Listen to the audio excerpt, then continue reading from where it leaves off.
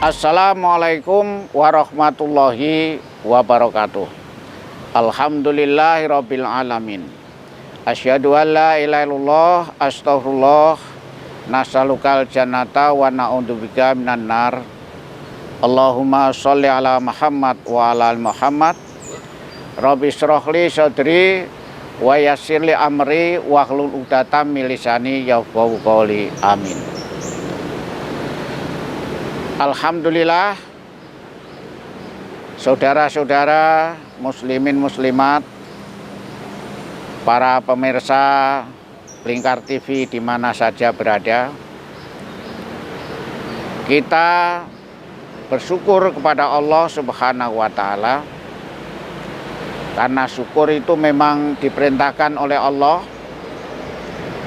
dan barang siapa yang bersyukur akan ditambah kenikmatan, dan kenikmatan yang semakin bertambah itulah kondisi kehidupan yang bahagia. Maka dengan kata lain, syukur itu adalah sumber kebahagiaan. Kebahagiaan yang tertinggi terbesar adalah kesempatan orang-orang yang beriman ini bisa berjumpa, dapat menunaikan ibadah di bulan suci Ramadan.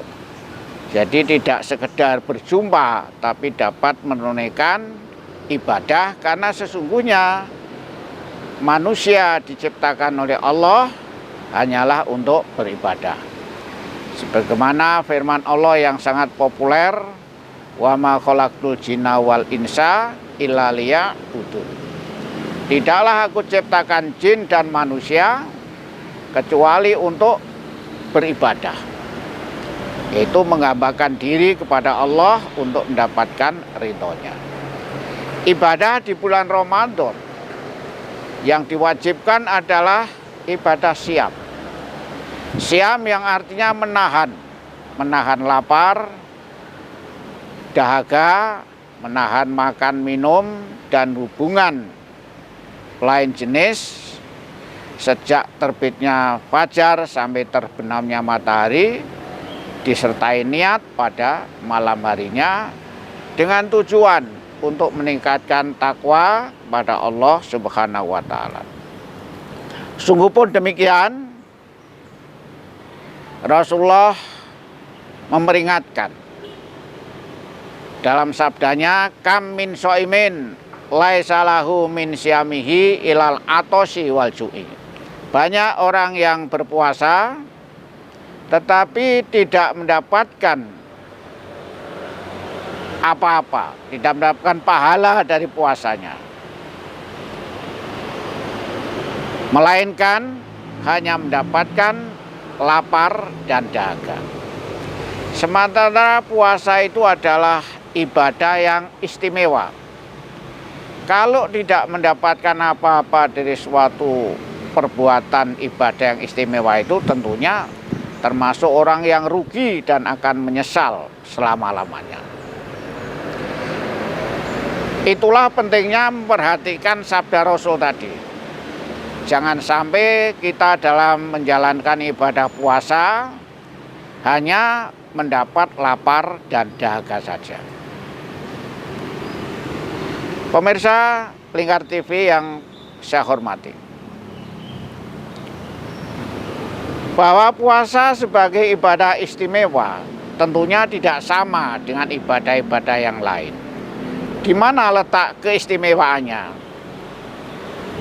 Dalam sebuah hadis disebutkan bahwa kullu amal ibni adam lahu ila syam wa innahu li wa ana azibi.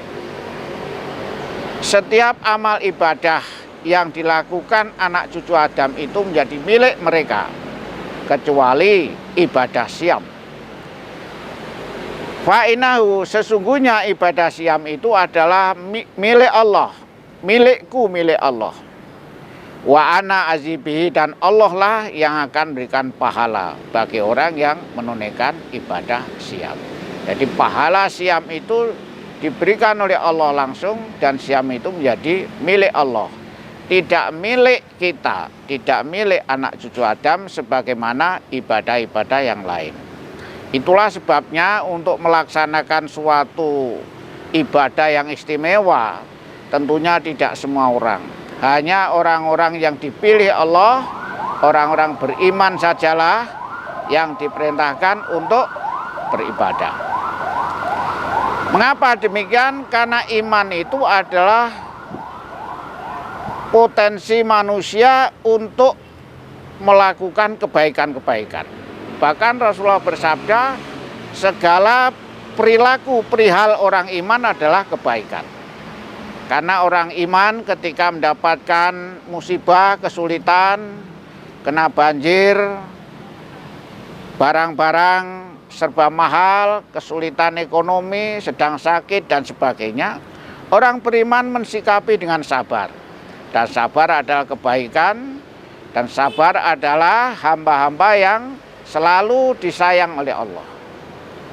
Sementara ketika orang iman sukses mendapatkan kemuliaan harta, maka dia bersyukur, dan syukur itu kebaikan baginya. Sehingga kekayaan yang diperolehnya tidak hanya dinikmati sendiri, tapi juga ditasarufkan, didistribusikan, berbagi dengan yang lain, sehingga kebahagiaan itu dirasakan oleh banyak orang. Itulah dimensi sosial dalam ibadah siam.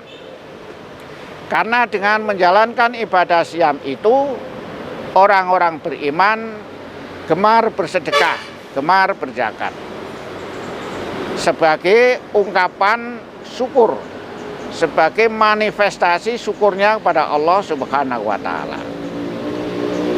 Kemudian hal-hal apa yang mesti menjadi penyebab puasa hanya mendapat lapar dan dahaga? Maka Rasulullah bersabda, malam yada qola zur wal amala bihi wal jahla falaisa lillahi hajatun fi ayyada'a ta'amahu wa syarabahu. Yang artinya barang siapa yang tidak bisa meninggalkan kata-kata buruk, perbuatan buruk, dan perbuatan bodoh, maka Allah Subhanahu wa Ta'ala tidak butuh dari orang-orang yang bersusah payah, berlapar-lapar, berhaus-haus, meninggalkan makan dan minum. Itu tidak dibutuhkan oleh Allah. Itulah pantangan agar supaya kita tidak menjadi golongan orang yang puasa hanya dapat lapar dan dahaga. Qola zur, perkataan buruk, artinya perkataan-perkataan apa saja yang tidak mendatangkan manfaat. Demikian pula perbuatan-perbuatan apa saja yang tidak memberikan manfaat. Itulah perbuatan-perbuatan yang menyebabkan puasanya tidak mendapatkan pahala. Demikian pula perbuatan bodoh. Perbuatan bodoh adalah suatu perbuatan yang tidak didasari oleh akal pikiran yang sehat. Perbuatan yang hanya menuruti hawa nafsunya, tidak menggunakan logika akal pemikiran yang sehat. Itulah dimensi sosial. Mengapa demikian?